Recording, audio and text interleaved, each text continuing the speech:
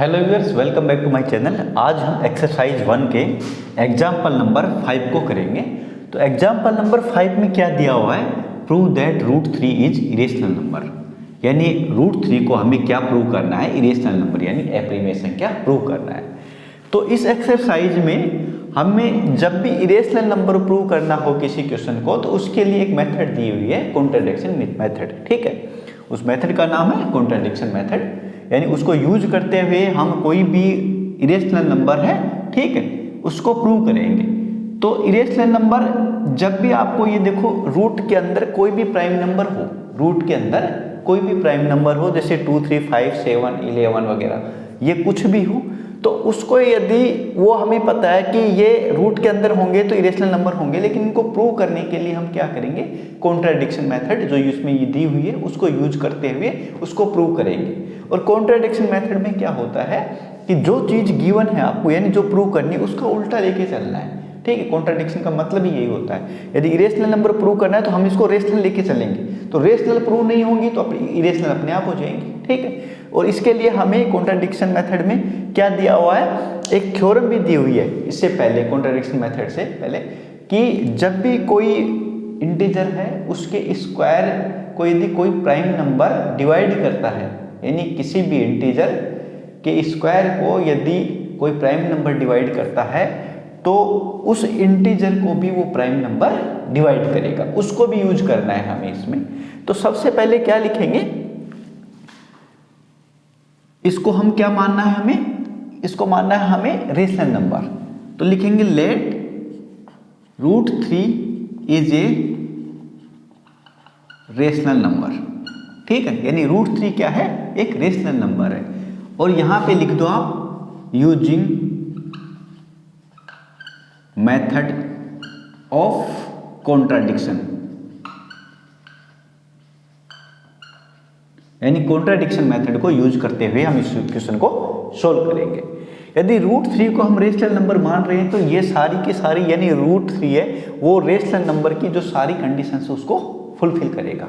यानी rational number क्या होता है, यानी कोई भी एक ऐसा नंबर जिसको p बाई क्यू की फॉर्म में लिखा जा सके, और जहाँ पे q नॉट इक्वल 0 हो, और p और q क्या हो, इंटीजर हो और कोप्राइम हो। ठीक, तो हम क्या लिखेंगे, रूट 3 को यदि हमने रेशनल नंबर मान लिया तो हम इसको p बाई क्यू की फॉर्म में लिख सकते हैं। ठीक है, अब p बाई क्यू की फॉर्म में लिखेंगे तो यहाँ पे क्या कंडीशन लग जाएंगी इस पे, कि q नॉट इक्वल 0 होगा पहली तो, और p q क्या होंगे, इंटीजर्स, और p एंड q क्या होंगे, कोप्राइम, यानी इनका खुद के और 1 के अलावा कोई भी इनका अभाज्य गुणनखंड, यानी कोई भी इनकी और फैक्टर नहीं होने चाहिए। ठीक है, अब क्या करना है, जब इसको हमने रेशनल नंबर बता दिया और हमें प्रूव करना है इसको इरेशनल नंबर। ठीक है, तो हम क्या करेंगे, अब इसको दोनों साइड में क्या करेंगे, स्क्वायर करेंगे। अब लिखो स्क्वायरिंग बोथ साइड्स। रूट 3 का करना है स्क्वायर, p बाई क्यू का करना है। ठीक, ये क्या बन जाएगा, p स्क्वायर, नीचे हो जाएगा k square by 3, cross multiply कर दो, 3q स्क्वायर बराबर क्या हो जाएगा, p स्क्वायर, यानी p स्क्वायर की वैल्यू कितनी है, 3q स्क्वायर। ठीक है, पहली हमारे पास ये इक्वेशन बन गई, यानी p स्क्वायर की वैल्यू कितनी है, इतनी आ गई। अब यदि मैं यहाँ लिखना चाहूँ कि q स्क्वायर की वैल्यू, या फिर मुझे ये चाहिए कि भाई p स्क्वायर 3 से डिवाइड हो रहा है कि नहीं, तो देखो यदि इन दोनों का मल्टीप्लाई यदि ये होता है तो एक को मैं यदि नीचे ले जाऊं तो दूसरा इसका आंसर होगा। यानी यहाँ पे जो 3 था वो q स्क्वायर से p स्क्वायर को यदि डिवाइड किया तब 3 आया था। अब मैं q स्क्वायर को यहाँ रख दूं, यानी q स्क्वायर को छोड़ दूं मैं यहाँ पे, तो क्या बन जाएगा, p स्क्वायर बाई 3, यानी p स्क्वायर बाई 3 बन गया। यानी ये 3 से डिवाइड हो रहा है, ये हमारे पास नंबर आ रहा है। ठीक है, तो हमारे पास एक थ्योरम थी, यदि कोई भी इंटीजर है उसका स्क्वायर यदि किसी प्राइम नंबर से डिवाइड हो रहा है तो वो जो इंटीजर है वो भी उस प्राइम नंबर से डिवाइड होगा। ठीक है, तो हम क्या लिख सकते हैं इफ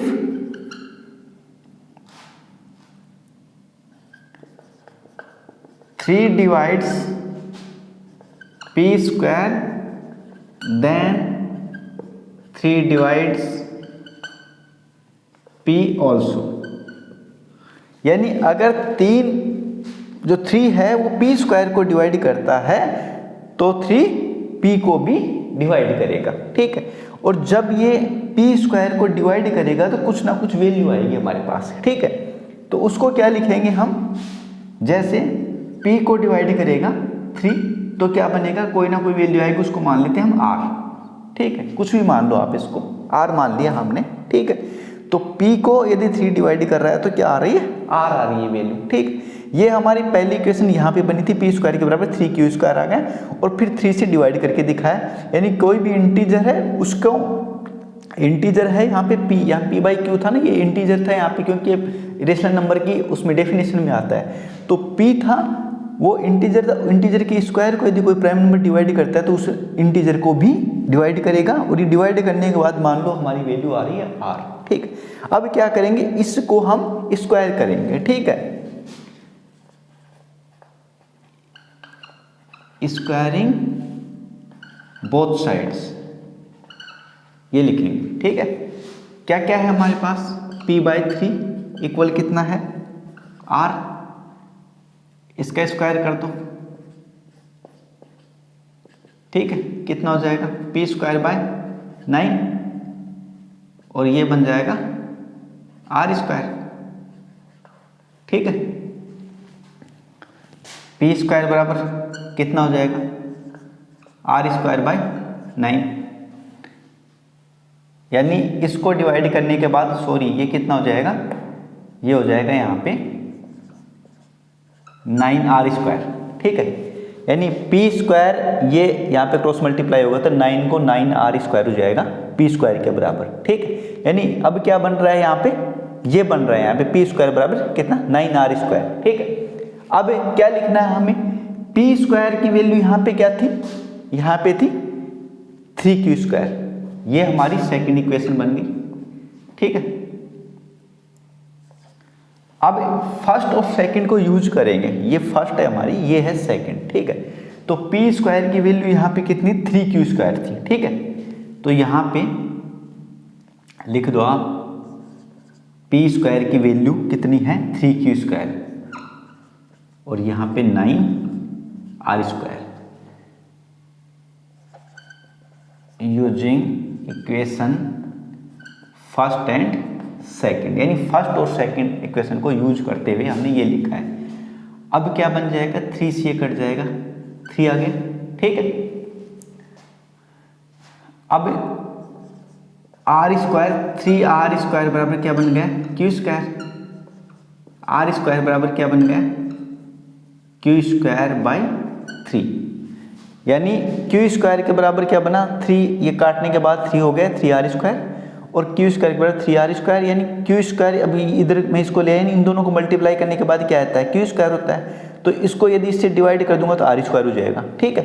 तो r स्क्वायर इक्वल टू क्या हो जाएगा q स्क्वायर बाय 3, ठीक है। अब यहाँ पे देखो, इससे पहले वाले में तो क्या था इक्वेशन में कि p स्क्वायर को 3 डिवाइड कर रहा था, यहाँ पे q स्क्वायर को डिवाइड कर रहा है 3। तो जब यदि किसी इंटीजर के स्क्वायर को यदि कोई प्राइम नंबर डिवाइड करता है तो उस इंटीजर को भी वो प्राइम नंबर डिवाइड करेगा, ये हमारे पास थ्योरम है।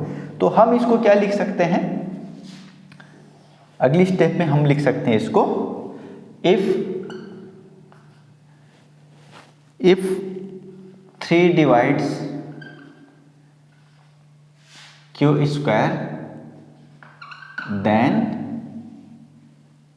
3 डिवाइड्स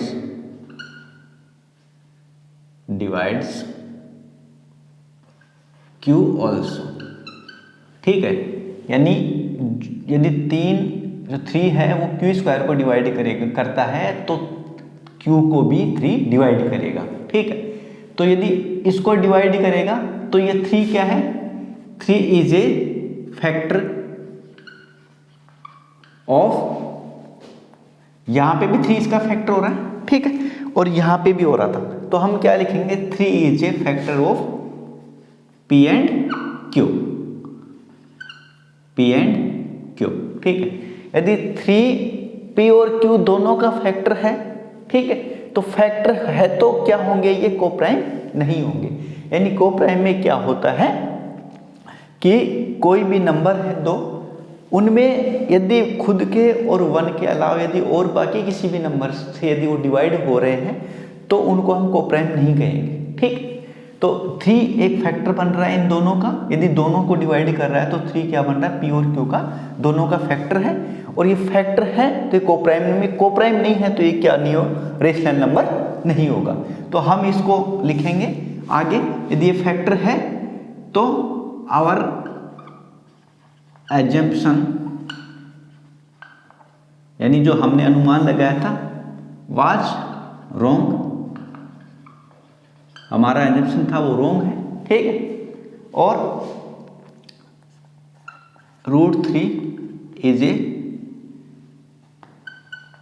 इरेशनल नंबर, ठीक है। यानी √3 यदि एजम्पशन हमारा गलत है तो √3 क्या है, इरेशनल नंबर है, न कि रेशनल नंबर है, ठीक है। तो हमें यहाँ से यही स्टेप करनी है, यहाँ पे दिखाना है 3 के बराबर P²/Q², और यहाँ पे P² के बराबर 3Q², Q² की वैल्यू P²/3, और यही काम हम अगले जो ये आ रही है यहाँ पे R वैल्यू, इस R का भी स्क्वायरिंग करना है और ये लिखना है हमें, ठीक है। तो R² बराबर P²/9 आ रहा था, इसको यहाँ पे क्रॉस मल्टीप्लाई करके 9R² हो गया, ठीक है। और ये P² की वैल्यू यहाँ पे रख दी हमने, जो P² की वैल्यू 3Q² थी, ये रख दी यहाँ पे, 3 से 9 कट गया, Q² की वैल्यू 3R² और Q²/3 इक्वल R², ठीक है।